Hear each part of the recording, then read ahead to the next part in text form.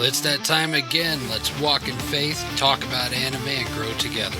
Welcome to Reb's Otaku Talk.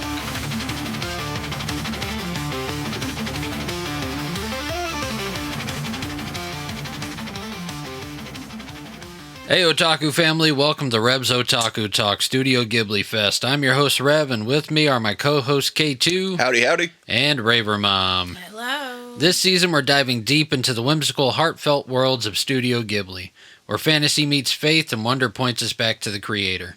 Whether you're a lifelong Ghibli fan or just discovering these animated masterpieces, we're here to explore each story through the lens of Christian values.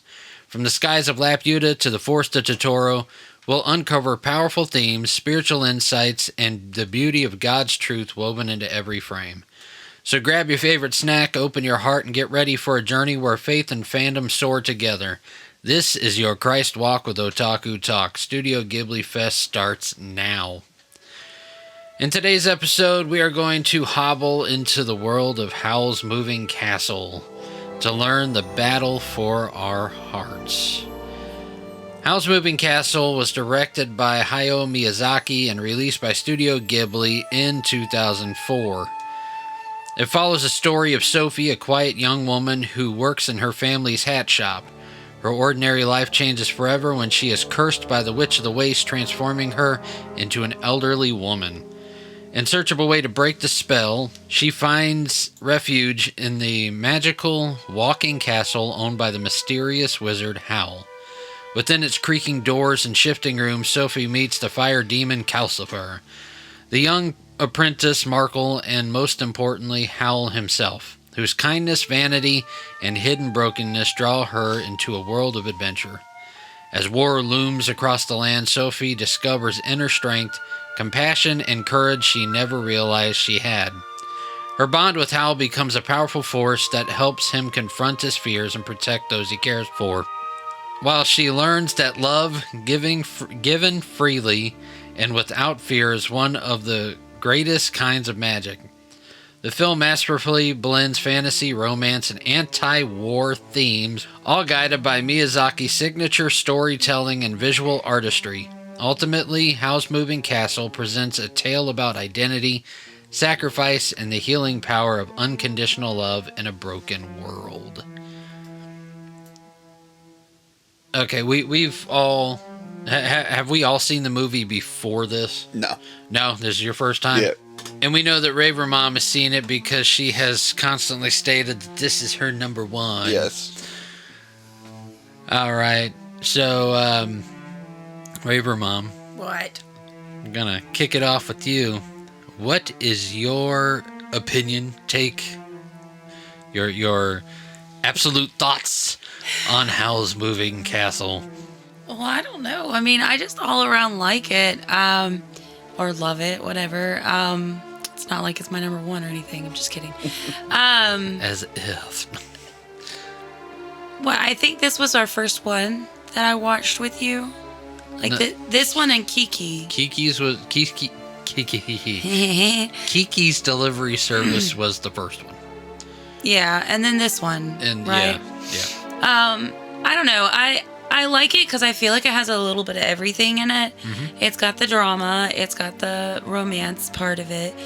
But to me, I mean, it's got the war. It's got the good and evil. And then it has, like, the nature part of it. Like, it's got a little bit of everything. This is going to be kind of corny. Okay. But Howl reminds me of you. Of whenever we first met. I mean, like, the first part of our friendship and our relationship, how you were like this,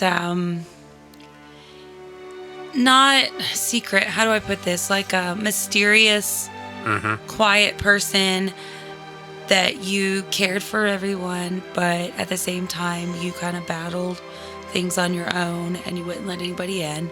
And then whenever needed, you protected me, like in the very beginning of after we got engaged, and then after we got married and all, and how you protected me and everything, and you just took care of me. And so I guess that's one of the reasons why I love it a lot, is because I can see you in it and how you're character and your personality and stuff is.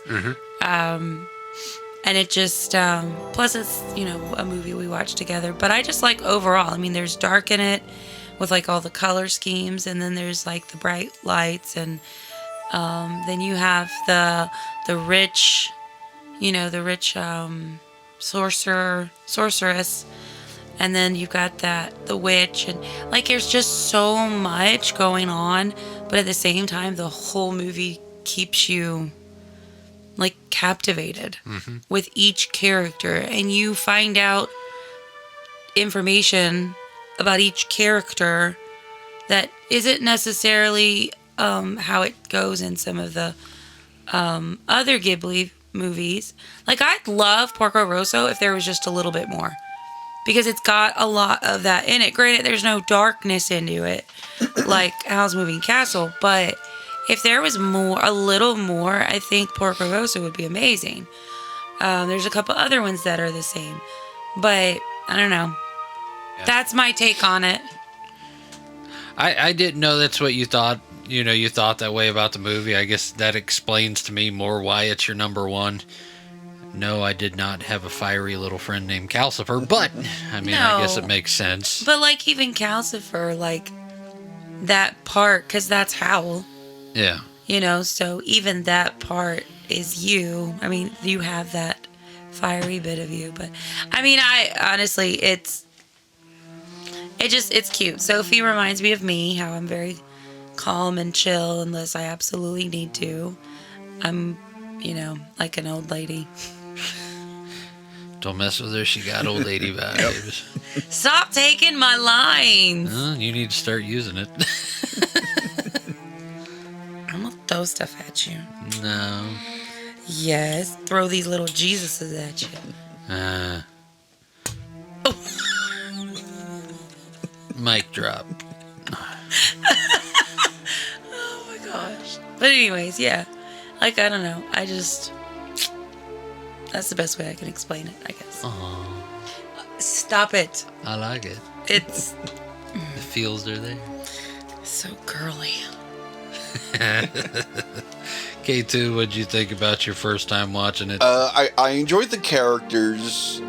I think I would have enjoyed the story a little more if it was more centered around Howl himself rather than Sophie.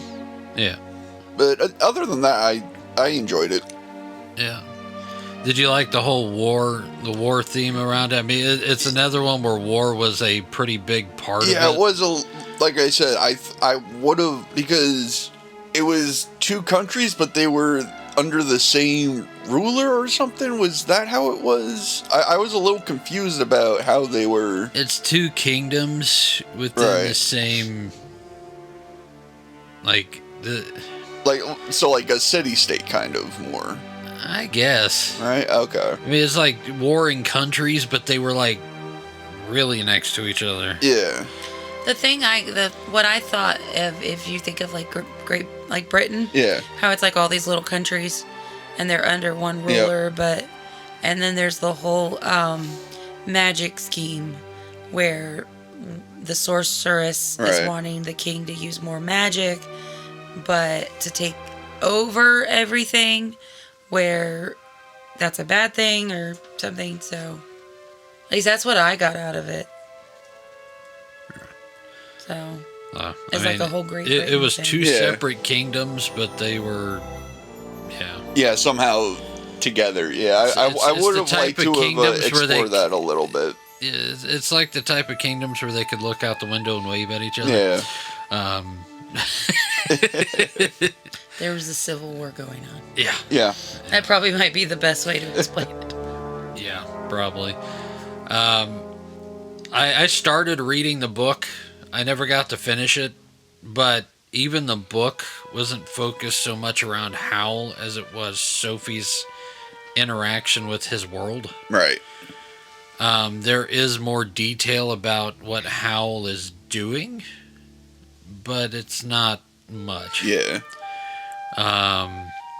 It would be kind of cool if they would, if the original author would have wrote like a reverse book where they would have talked more about Howl's turmoil. Yeah. I mean, I think that would be pretty cool, but then that would make it from a romance fantasy type movie into a war movie. Right. Because he was fighting not just a battle to end the wars that, in the war that was going on, but he was fighting a battle within himself. Yeah. And whenever you get to the end of the movie, if you guys haven't seen Howl's Moving Castle, a little bit of a spoiler, once Howl found love and he got his heart back, that's when the war ended. Mm-hmm. This whole entire war almost seemed like it was a sham just to get him to straighten up. Yeah. Because he was the one who was supposed to take over as, the king's right-hand wizard. And that's what he was being, trained for. So, I mean, I think that would be a cool story in itself if they would look at it from the other side. But like I said, that would make it more of a war movie than it would anything else. Well, remember, the prince had disappeared. Yes. Yes. And that was part of it too, is because the fact that the prince, quote unquote, had disappeared. Yeah. And nobody knew what had happened, and until Sophie kissed him. Broke his curse as well, and everything. And then he said, I'm going to go to my father and stop this war, and blah, blah, blah. Yeah, and if I'm not mistaken, he was the prince from the neighboring kingdom. So that's another reason why the war was going on. Yeah. But it was, again, if you read between the line, the prince would have had the curse cast upon him by the lady who was trying to get Howl to straighten up. Yeah, because didn't he say some girl did it to him or something like that? Yeah. Yeah. Or some lady or something, I don't know. The war still ultimately was started by some old lady who was trying to teach Howl a lesson. Yeah. Seems like a really jerky way to do it, but... I mean, these old ladies ain't very nice. No. They're not like the ladies in Kiki's Delivery Service. Those ladies were nice. Yeah. Those are more of your grandma ladies. These are those back alley. These are those back alley grandma. They throw their flip flops at you. I really like Howl's Moving Castle. I would rate it high for me personally, just because I like the story all the way around. I like the.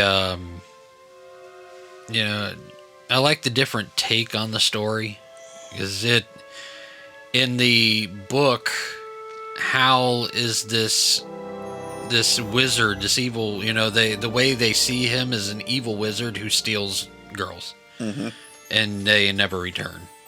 But that was, a rumor. But he did, he was enchanting to him, and because he was very beautiful, right. And he was very vain. Which we can see by the way he pitched a fit, because his hair went to a different color. Listen, I mean, it was a ginger at first, so I could understand that. Maybe that's another reason why he reminds you of me, is because, I was blonde with you a little bit at the beginning.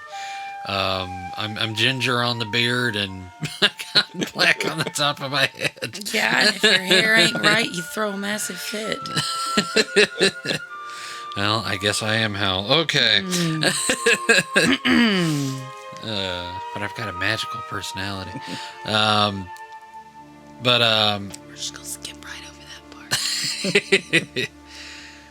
So, I mean, the way Miyazaki looked at it was, he had that charming side of Howl that he put in there, but he didn't put in the whole thing of, just how bad, Howl was portrayed in the book. I mean, you got the girls talking rumors of, oh, Howl steals girls. Yep. But, they kind of joke it off, where in the book it was a serious thing, like they almost talked about him like a Jack the Ripper type deal. Okay. It was a very serious, offensive thing that the girls would disappear whenever they talked about him in the book. I like the fact that Miyazaki just decided to look away from that, how harsh the rumors were, and look more toward who Howl actually was throughout the rest of the story. And he kind of set him up for you to see who Howl really was from the get-go. Right. Versus the confusion of, we're going to say he's a really bad dude for 15 minutes, but he's really a nice guy. You know, so I like the way he did the story up. Calcifer is like my favorite guy. Yeah, I think, he's probably my favorite. Awesome. Yeah. Raver Mom, she don't you have something that says may all your bacon burn? Don't you have something that says that or something like that? Mm-hmm. Yeah. Love that part. It's a sticker on my Awala in there. It's Calcifer, and it says, "May your bacon burn." Yeah, that's awesome. Oh, wait a minute. Actually, no, it doesn't. No, it actually does not. The thing that I want is it's like a figurine of him that says that.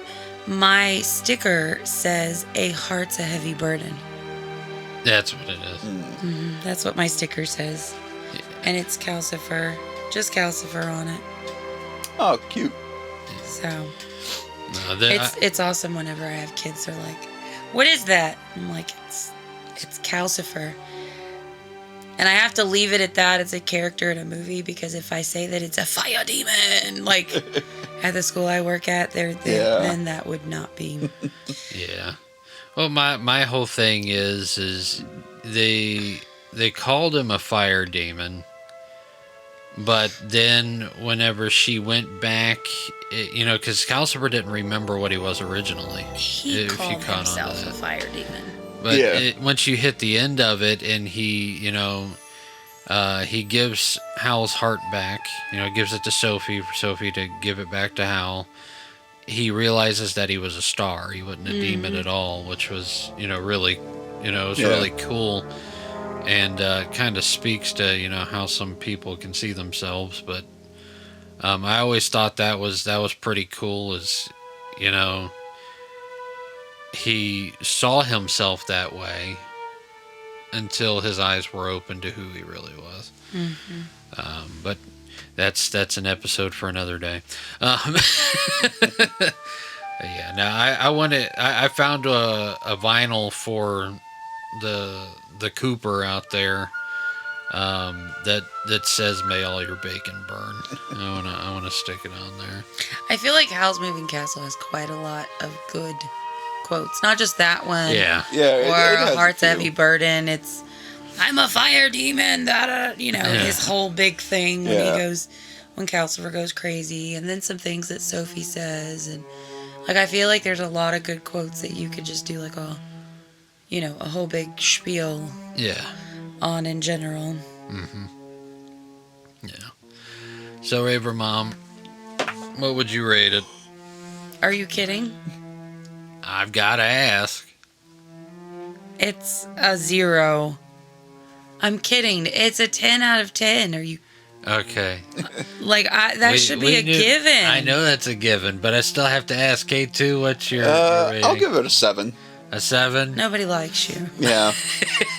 I'll give it a 9. I'm kidding, K2. I will give it a 9. So, I mean, putting all that together, it pretty much just makes it a 9. Yep. Yeah. Rebs Otaku Talk gives it a 9. Raver Mom says give it the pity points, it's a 10. No, right. I'm thinking a 10, a 9, and a 7. That doesn't give it a 9. That gives it an 8.5. Shows your... We round up. You're giving it that half pity point. We have been rounding up all season. No, you haven't. Fine, it's an 8.5. Rebs Otaku Talk gives it an 8.5 out of 10. Just because Raver Mom wants to make it lower. Okay. Throw another little Jesus at you. We all need a little Jesus in our lives. Yes, we have these little Jesus figurines, and she keeps throwing them at me. All right. It's either that or candy and marshmallows. please don't throw the candy. Marshmallows, okay, as long as we clean it up. Okay. Oh, All right. you miss me? Yes. Yes. Wow, that was real quick. We love you, and we love this movie. Yeah. They just love laughing at me. No. We've been hanging out too much. Yes, we have. Oh, yeah, they have. It's okay. He needs a bruh. Yeah. Like, Bruh. Bra.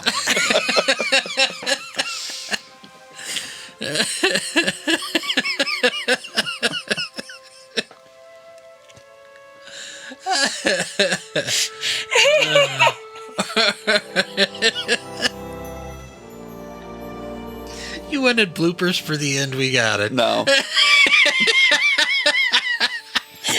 oh my god. Well, as you can tell, we love this movie. But for me, what stuck out the most was the Witch of the Waste obsession to gain Howl's heart, and the fight for his heart at the end between the Witch of the Waste and Sophie. Yes. What I would like to look at in the Bible is Galatians chapter 5, verses 16 through 17. It says, "But I say, walk by the Spirit, and you will not gratify the desires of the flesh. For the desires of the flesh are against the Spirit, and the desires of the Spirit are against the flesh. For these are opposed to each other, to keep you from doing things you want to do." Now, I know that's a confusing set of verses. And it may be something that takes just a little bit to kind of get the picture of, but to me, it kind of goes along with it in representation, because the Witch of the Waste, she had more of a obsessive, lusting desire for Howl's heart, where Sophie genuinely had a love for him. You know, one was a superficial love. It wouldn't have had any type of gain. And one was a true love that would have produced something very pure. And we can mirror that to the desires of the flesh versus the desires of the Spirit. No, I was just sitting here thinking, with the Witch of the Waste, Howl actually led her on, which turned her the way that it went with that. Granted, not saying not to give her like a, what do you call it, like an out or anything like that. But I feel like Sophie's love wasn't more or less like a love, like a falling in love. It was like a care. Like she cared for him. In the beginning, like when she happened upon his castle, it was for her to get out of the elements, so to speak. And then, of course, there's this child. So what is she going to do? She's a natural caretaker, because even prior to her curse, what did she do? She was the eldest. She was to take care of the hat shop. She was to make sure sister was okay, you know, and so on and so on. Yeah. So it was a natural thing for her. Oh my gosh, I just came into this thing, this contraption of a castle. Yes, I've heard about it. I've kind of seen glimpses of it, and it's a hot mess, and there's a child. So it's like... Yeah, and Hal's not going to pursue an old lady. Exactly. So it wasn't necessarily a... Because, I mean, she started getting in the mindset of an old lady. Yeah. You know, she's like, I'm this, I'm that. Like, the way she saw herself, like, changed because of the curse that had happened to her. And it was out of that natural care, that natural part of her that started to... I don't know. I don't like the whole fall in love, because I don't think it was a fall in love. It was just like she kind of just fell for him. Yeah, it was a... I mean, I wouldn't say she even fell for him. She kind of just took on the role of the caretaker of the house, like you were saying, like she just filled the mother role, right? And while then, he was still acting childish, right? And then once he started to be that protector and making sure that him and his apprentice were they bought the whole thing. This is the whole building. This is to protect you. Oh, and by the way, I'm giving you this, because he finally saw who she really was. That one night he came home and saw what she looked like. Yep. I'm sure in the whole time he knew, he kind of had a feeling. Like, I'm sure, because Howl wasn't a character that put off that he was a stupid thing. He might have been immature and very childish, but at the same time, he was a very, very smart character. And so I think in the beginning, it wasn't a, oh my gosh, he's so handsome. Like when she met him in the alley, that wasn't a, like girly moment. That was a, oh no, I'm getting pursued by these creatures or these creeps. Well, then this guy comes in, and then she's like, oh no, like things started putting together, and then she dropped it. Yeah. Then the Witch of the Waste comes in, ruins her life basically, and her whole thing is I need to go. Well, if you remember the whole thing with the Witch of the Waste, whenever Howl was talking about his relationship with her, he said that at one time she was very beautiful, so I pursued her. Right. But then he talked about how he found that she was very ugly on the inside. Right. And that's when he separated himself. Right. And that's where I feel like he like saw her true self. Yeah. Just like he saw Sophie's true self. But, and I understand the connection you were making. Yeah. I don't know. I don't think there was any love part until he started doing things different. It really, I think I get what you were saying. I do understand what you're doing with the scripture. I'm not saying any of that. Because, the Witch of the Waste, the way she went about it was very like, I want. And where Sophie is the complete opposite. I'm going to take care of. I'm going to do this. Very little did she think about herself. At one point, I think, didn't she have this little tantrum about how, she's doing all these things and he's making a big mess of things. Like how whenever she's like, I've always been ugly. Right. Yeah. So, I do understand what you were saying, because, that is true in reality's case. Yeah. When you... whenever I'm talking about this, it's not so much talking about love, it's the desire.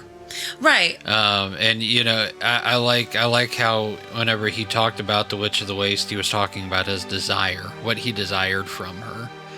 And then at the end, you talk, like both of you are talking about how, Sophie was the caretaker and stuff like that.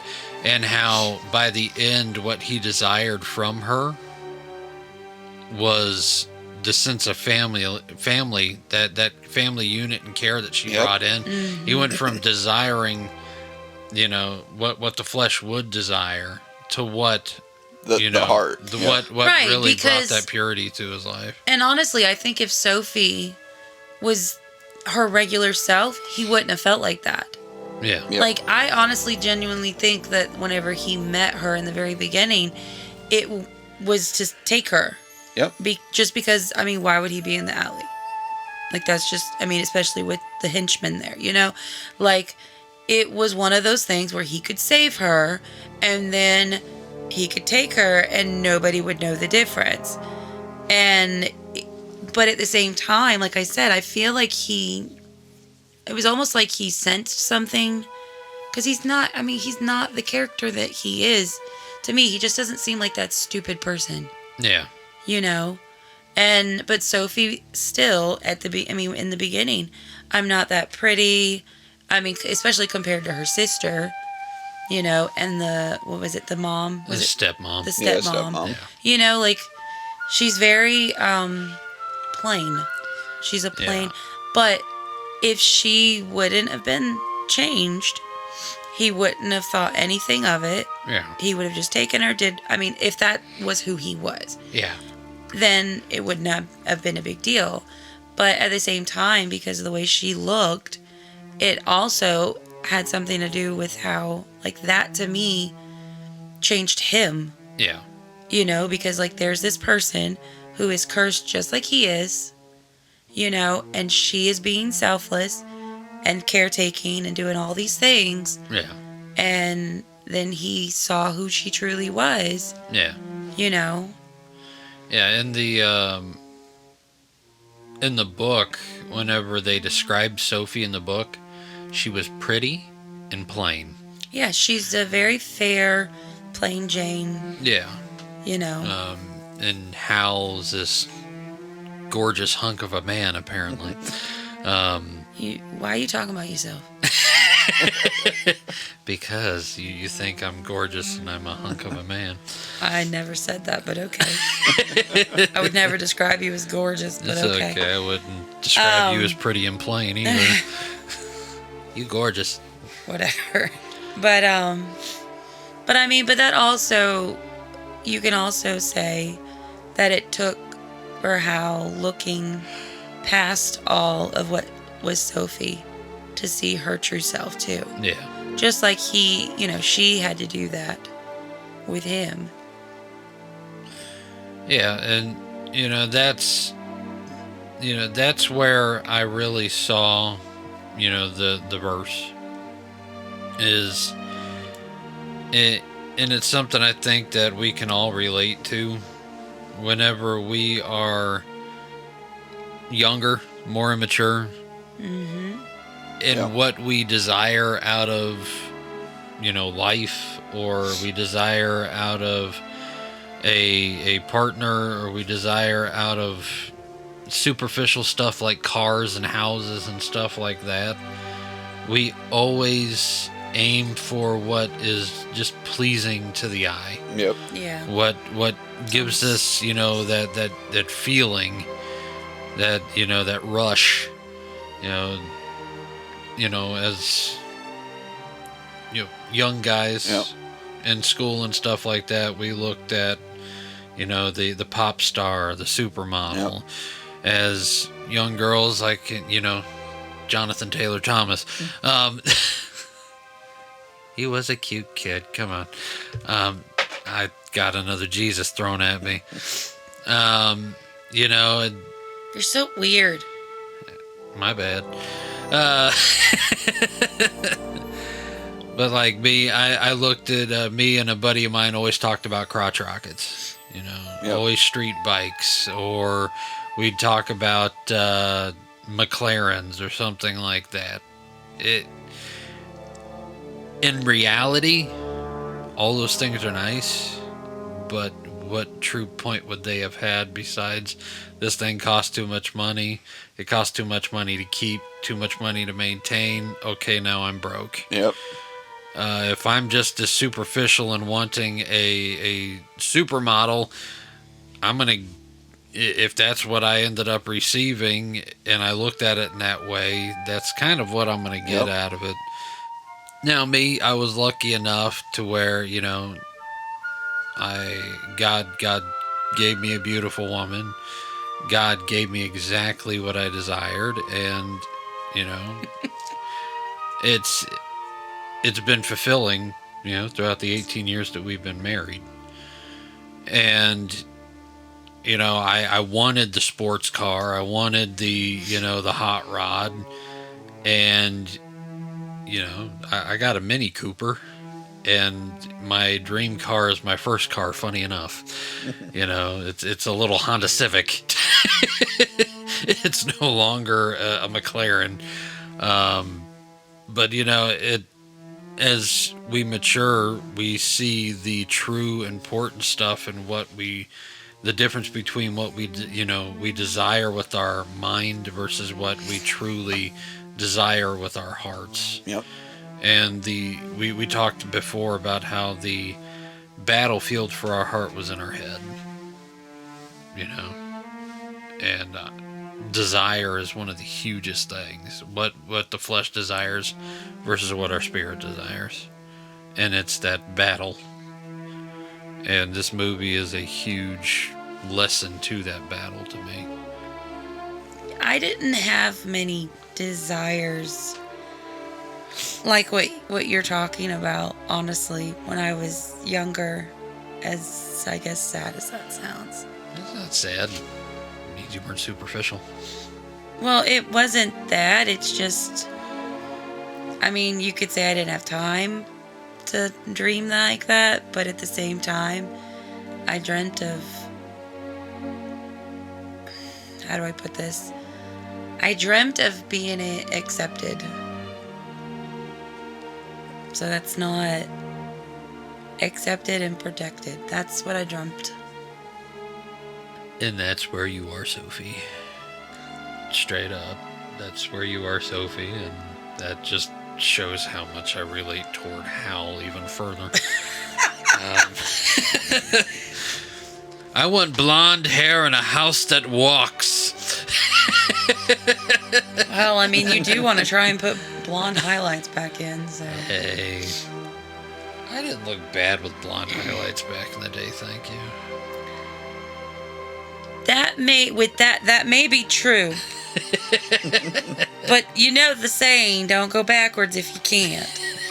Or what is it? Don't go back if...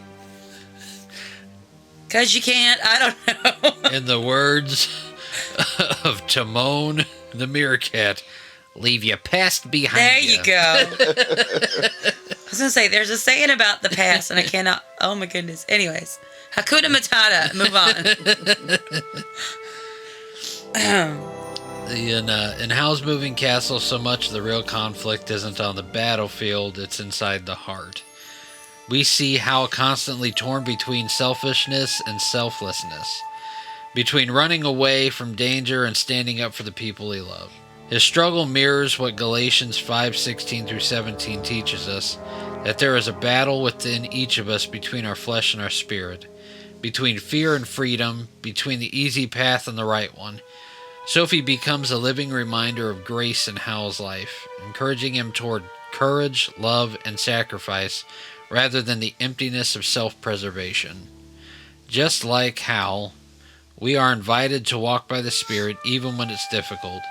When we choose to love over selfishness, forgiveness over pride, and compassion over comfort, the Spirit shapes us into who we are created to be.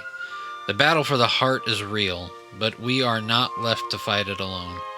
God strengthens us day by day to choose what is good, noble, and loving, because when the Spirit leads, even the most guarded heart can be transformed.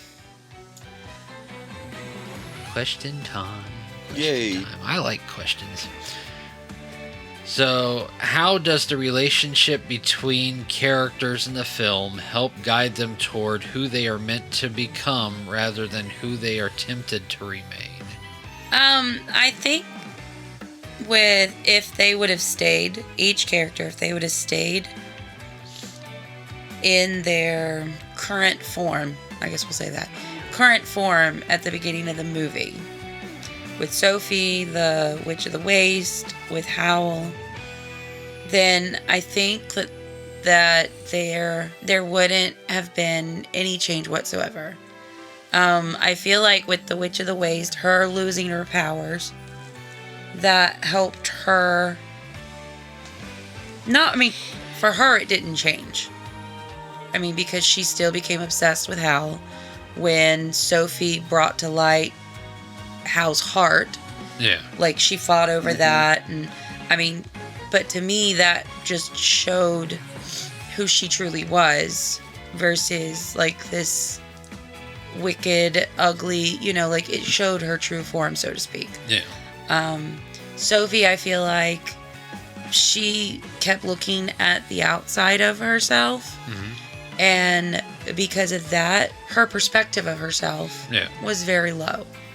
And she needed a change of venue, so to speak.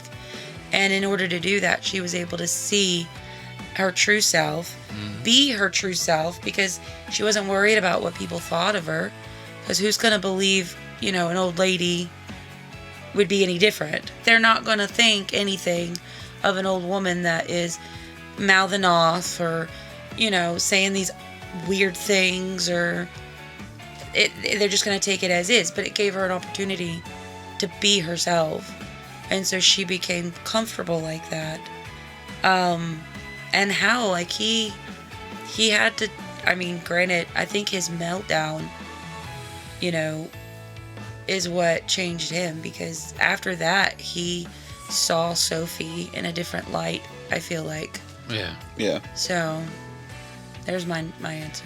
Cool. K2? I think Raver Mom just stole everything I could really say.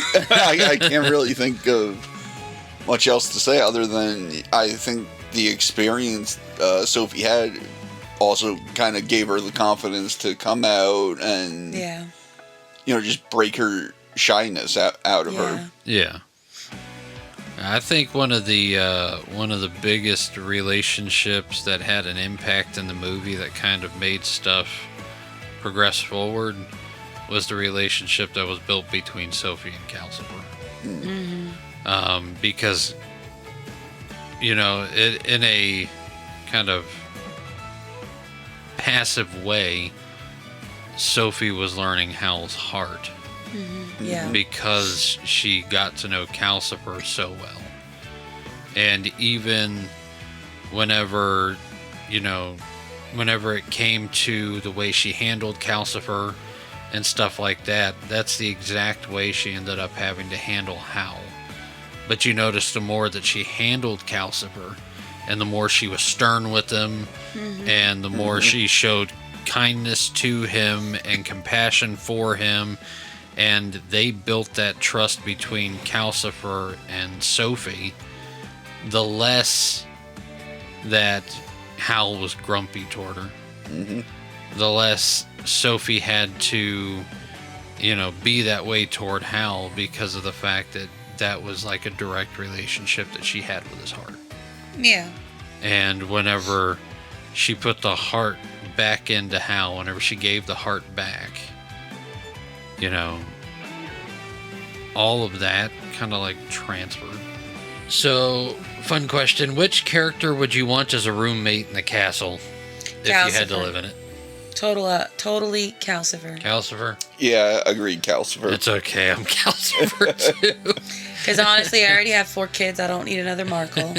I'm good. And the Scarecrow I'd get irritated.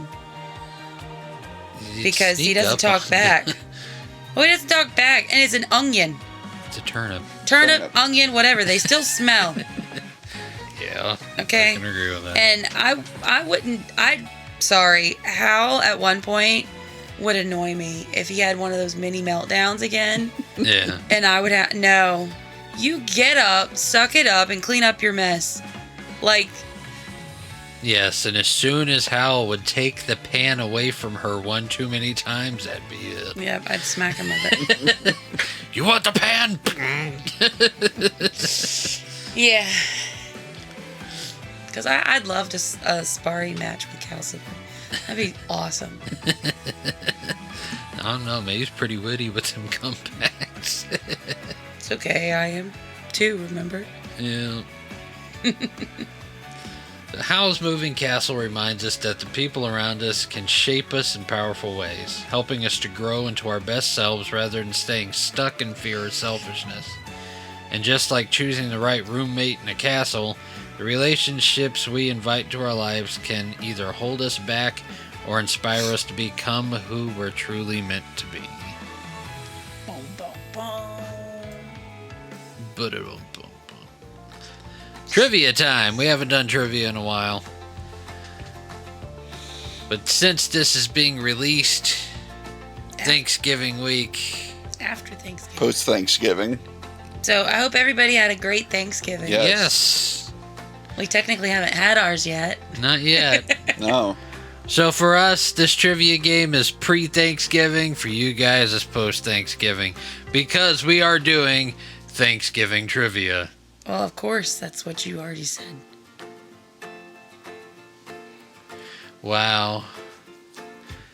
You know, I can edit this around to make it to where it sounds like I said it the first time. All right, so is this like history trivia or? yeah, Oh, jeez. yes, this is legit Thanksgiving trivia. Like straight up real life trivia. Yeah, Not no fantasy. nope, not fantasy, not Thanksgiving and anime, because there's not much. Most of that stuff is fan fiction. But it's legit Thanksgiving trivia. Oh, All right. great. Yeah. You might have a chance, Kate. I might. Yes, as K2 would win the one trivia game that has nothing to do with anime. Yep. All right. So, question number 1. What year is commonly considered the year of the first Thanksgiving? 1834. No. No, 1659. 92. No. No. Are we even close? He is. 16. It's 16. Yeah. 34. No. Warmer. 94. No. Colder. 27. You're getting hotter. 26. No. 29. Colder. 1628. Warmer. Oh my lord. 1627. No, she already Oh got yeah, that she one. said that right. 24. No, you're getting close though. 25. No, you're getting colder. 1618. Nope, too far. You overshot. Well, I mean, we were almost there with the 22? 20s. No, it's not 22. Is it 1620? No, Jeez. 21 then. 21. 16, 21. You should have gave it to us like 5 guesses ago. Yes, but you guys were just shooting them out. It's like, okay, let's see who says the number first. Oh my goodness. Question number 2. Which Native American tribe celebrated the first Thanksgiving with the Pilgrims? Tuscawana. No. Cherokee. No. The Sioux. No. The Suck. No. Oh wait. Think back Iroquois. to Freebirds. Dude, I am No. so tired right now. This is a teacher break for me. Come on now. Starts with a W. The Wombats. Not the Wombats, no. The beginning part sounds similar. The Wampanoag. The Wampasautum. Yeah, those. Yeah. The Wampanoag. Yeah. I promise I do know things. So it's 1-1. Okay. Oh gosh. Which U.S. K2, you should know this one. I'm sorry. If you don't, then I'm going to be shocked. Let me guess. Prepare to be shocked. Okay. Yep. Which U.S. state was the first to officially adopt Thanksgiving as an annual holiday? Pennsylvania. Nope. I'm gonna say New York. New York. Are you from New York? Yeah. Raver Mom's trying not to let you don't know your own state's history. No. I Yes. did not know you were from New York. Did you ever do New Year's Eve at Times Square? No. No, was that not your thing, or No, not my thing. is it as good as it's hyped up to be? It I'd always be depends. If you're curious. younger, yes. So if you're an adult, like, no. Like if you're like past like 30 or older, I would say no. Good. They did a whole bunch of interviews with a bunch of New York City like residents, and they asked if the question was do you go to Times Square for New Year's, and the majority of them said no, that's a tourist thing. No, yeah. Yeah. Most things in New York are tourist things. Well, it sounds like Florida. Yep. What's your favorite thing? Ooh. Like, or what was your favorite thing when, like, because you grew up there, right? Yes. So what was your favorite thing growing up to do? My favorite thing to do growing up, Is- it's gonna be boring, just chilling, hanging out at the house. Okay. Well, because when I go places, I love to hear what people from there like to do. Yeah, like a lot of people around me would say go to the beach because we have really nice beaches there. But I hate the sand. I hate the beach. So that's not my thing. Okay. Yeah, I had another friend from New York whenever we first got married, and we asked him the same question, and his answer was the drag strip. Mm-hmm. Yeah, taking the car to the drag strip. Other than that, they just chilled at home, too. Yep. It's kind of cool. New Yorkers just be chilling at home. When they're not raging on the street. Yep, there you go. Question number 4. What is the name of the ship that brought the Pilgrims to America? Mayflower? The Mayflower. You didn't answer that on purpose, did you, Raver Mom? No, I was actually second guessing in my brain. Ah, gotcha. I'm like, there was another one, but I don't remember what it was called. Okay. Which U.S. president made Thanksgiving a national holiday? Grant. No. Lincoln. Yep. Oh. I thought it was later than that. Nope.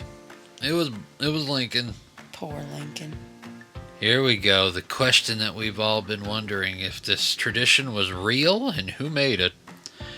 Which president began the tradition of pardoning a turkey? I thought that was fake, but no, apparently the whole pardon turkey thing is legit. Trump just did it. It was this beautiful white turkey. It was huge. And he did it the last time he was in office. Well, that's cool. Yeah.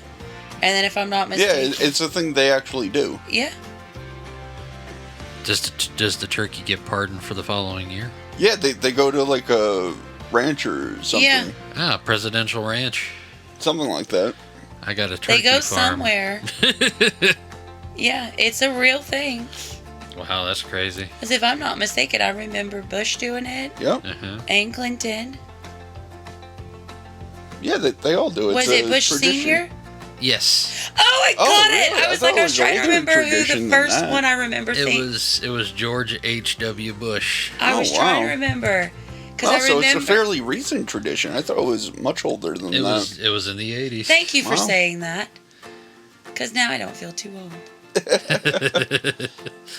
But yeah, it was this beautiful white turkey that Trump just parted. He was huge too. That's cool. Yeah. All right, so far we're tied. This is becoming a good game. All right. So what day of the week is Thanksgiving always celebrated on in the U.S.? K2 jumped it. There you go. Which department store began the tradition Macy. Yes. Thanksgiving Day Parade. I have a student with that name, and every time it was said, yes, I have a parade. I mean, she's hit it every time. Yeah. Every time. It was so cute. Macy started the Thanksgiving Day Parade in 1924. Yep, it's very old. All right. Question number 9. What popular side dish was originally created by Campbell's Soup and became a Thanksgiving staple? Yes. In the 1950s. Wow. Because I'm gonna maybe try and attempt it this year. Here's one. On average, how many pounds of turkey does an American eat each year? 5, 10, or 15? 15. Yeah, I want to go 15. It's 15. I do not. Mom has pulled ahead. She's ahead of you too, man. Listen, I do not, but... I definitely do. Yeah, I definitely do. Yeah, he makes up for mine. Which NFL team has played the most Thanksgiving Day football games? Oh, gosh. Cowboys? Nope. The Chiefs. Nope.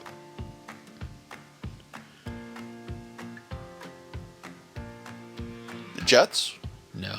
Oh, Is it the? It's not the Bucks, is it? No. Okay, I didn't think so. Who played?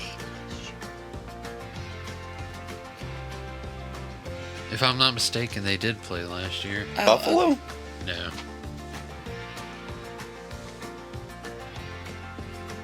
Kansas City? Is it a Florida team? Uh-uh. Okay, I didn't think so. No, it's a northern one.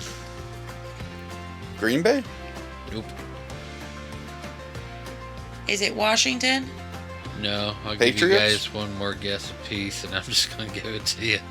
I haven't been guessing. Okay, fine. You can have two more. It's not the No. Patriots. Oh, okay.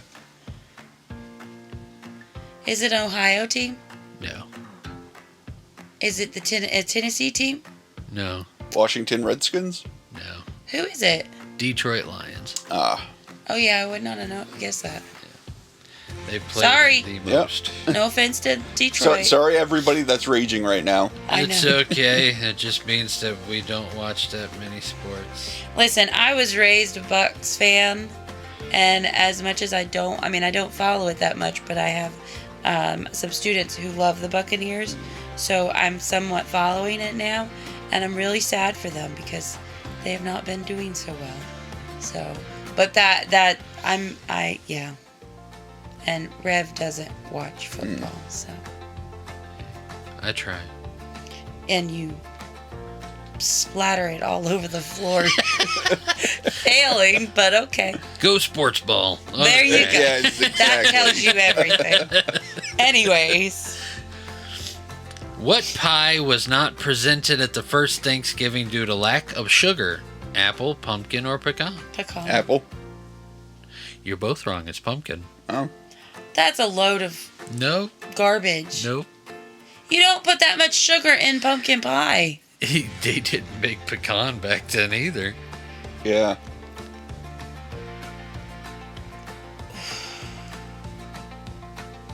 Well, no pie for you. Why are you upset with me? It's not my fault that history did this. You didn't have to ruin my bubble either. Oh my goodness, you're gonna get pie. Jeez. I need pie. You do. What is the most popular Thanksgiving dessert? Pumpkin pie? There you go. Did you just make that up so I'd get it? No. That legit was the next question. All right. Cranberries grow in what type of environment? Trees, bushes, or bogs? Bushes. Bogs. Bogs. They grow in the water. Last question. What does the wishbone tradition and breaking it symbolize? Unity? Nope. What?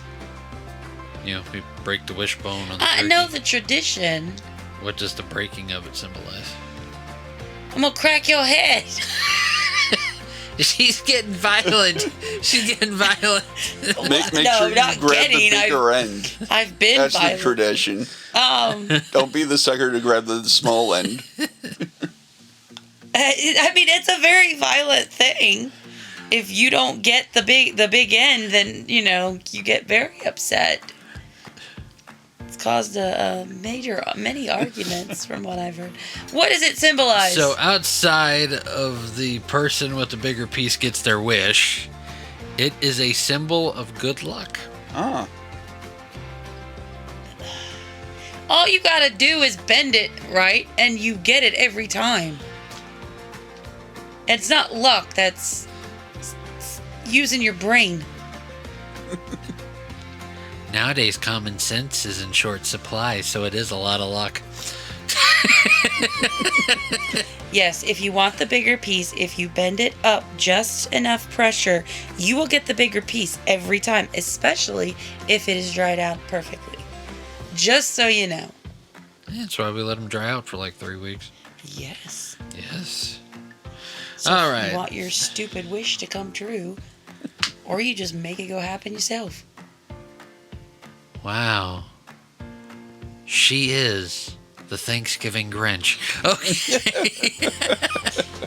I'm I'm not wearing a Thanksgiving shirt, so.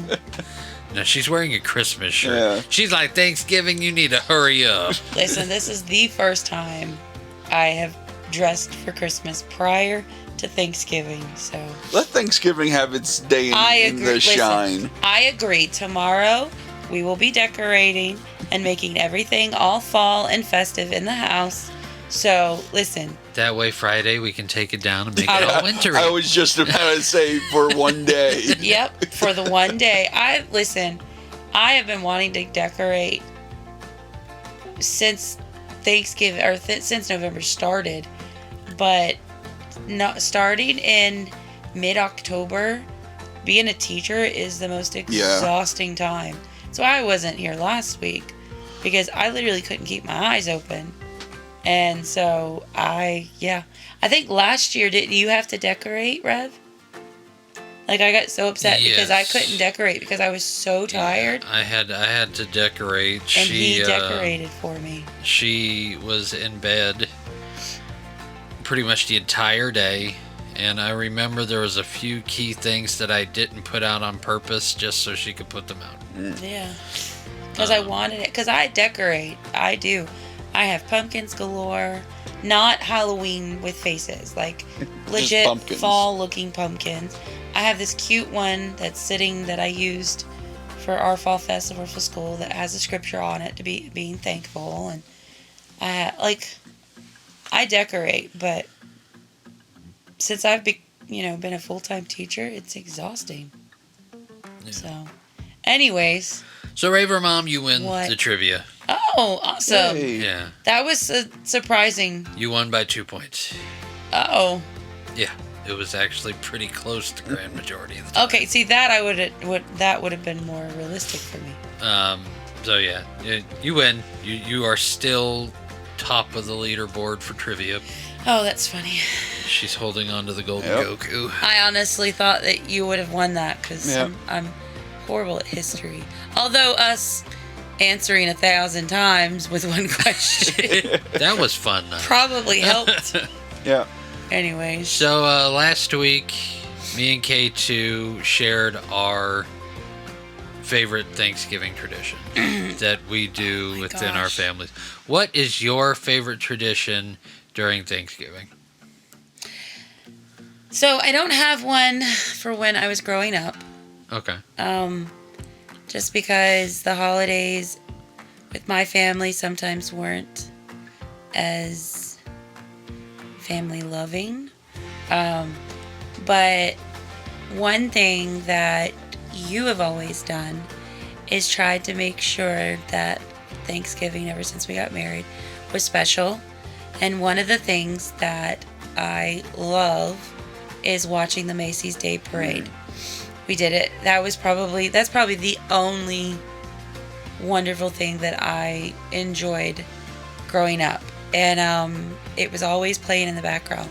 Well, there was this one time we had moved out on our own, and we didn't have like the cable or satellite or anything like that with the channels. We didn't even have internet. Yeah, we didn't even have internet.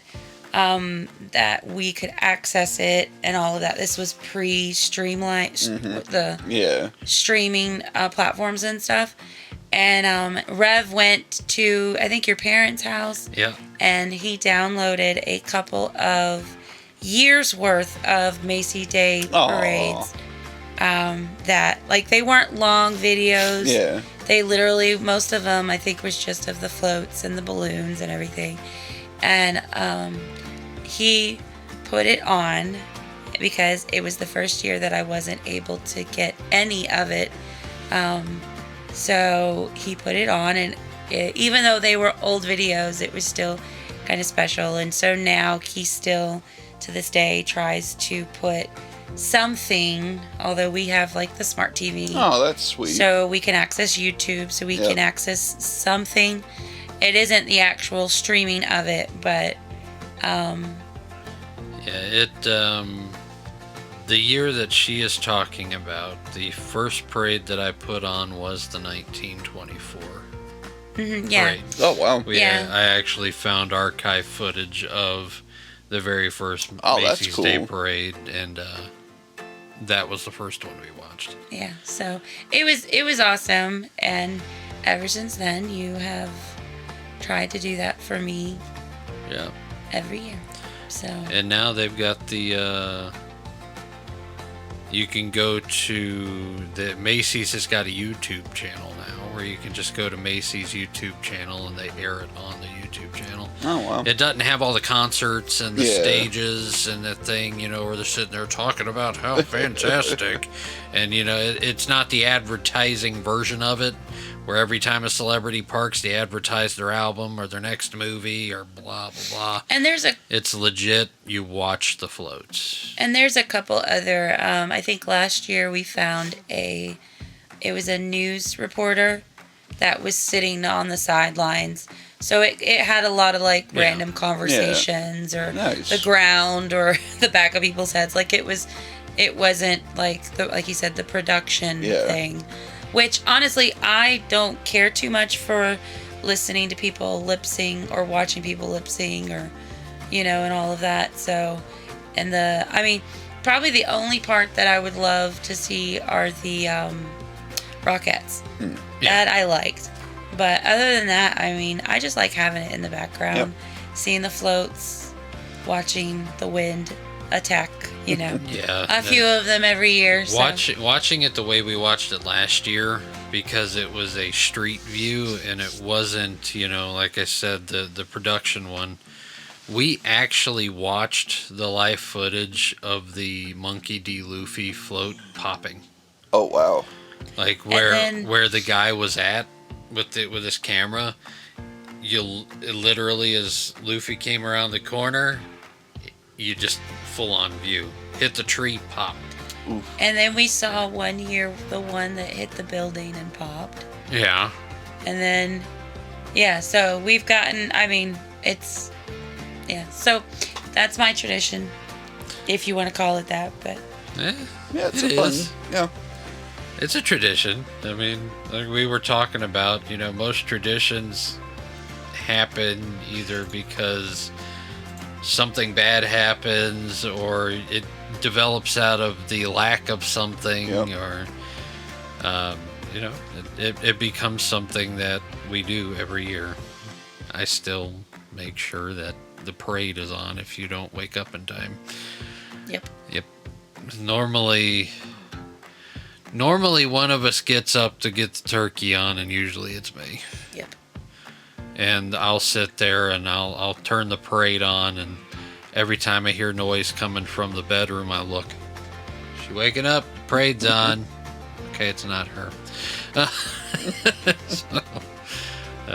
But yes. Well, in closing, let's remember Galatians 5:16-17. But I say, walk by the Spirit, and you will not gratify the desires of the flesh. For the desires of the flesh are against the Spirit, and the desires of the Spirit are against the flesh. For these are opposed to each other, to keep you from doing the things you want to do.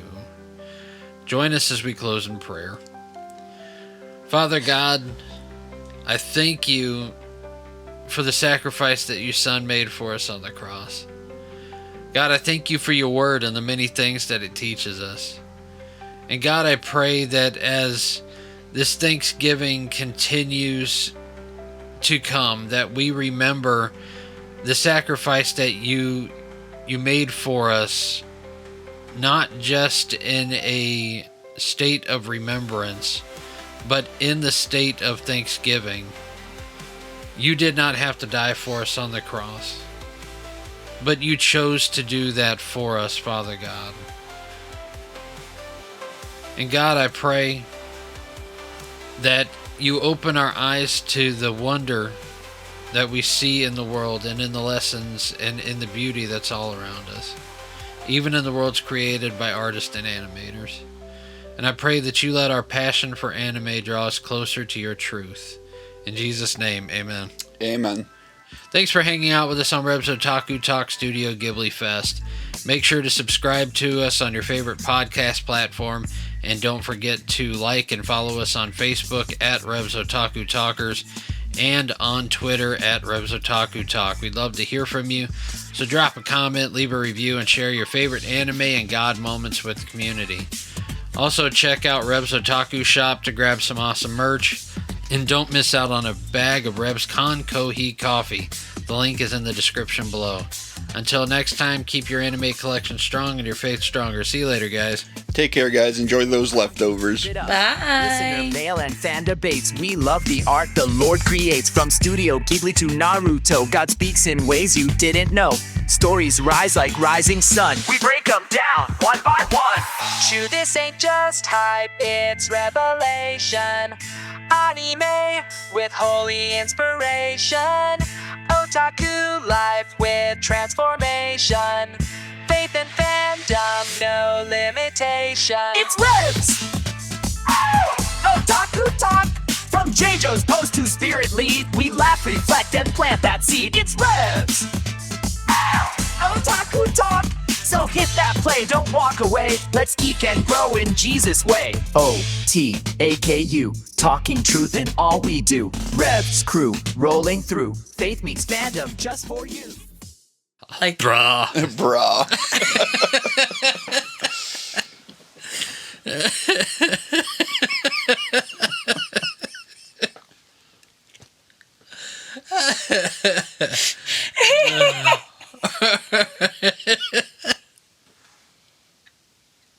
You wanted bloopers for the end, we got it. No.